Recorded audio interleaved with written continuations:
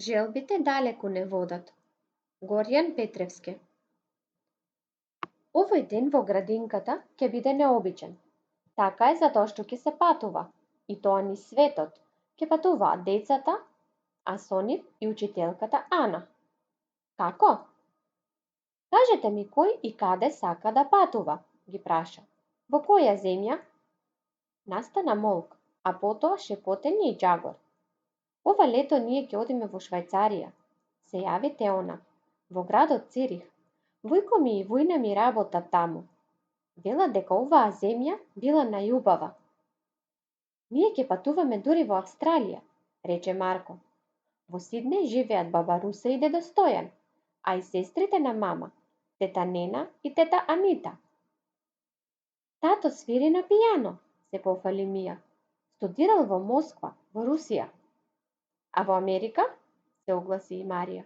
Таму живеат многу наши роднини. Нашава земја е најубава, гласна е Мила.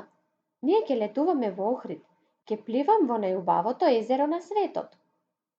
Потоа набројуваа и други земји и континенти. Некои Словенија, Австрија, други Шведска и Данска, а и Турција, Италија, но и Англија, Франција. Само Вероника молчи, а со мислите сепак патува далеку. А ти, Верониче? Прашува учителката. Каде би отишла? На Монт Еверест, извика девојчето. Наши планинари стигнале на највисокиот врв во светот. Гледав на телевизија. Еден ден ќе се искачам и јас. Оттаму ќе го видам целиот свет. Тоа најмногу сакам. Наставничката Ана се смешка, но и знае. Сега децава патуваат само низ желбите.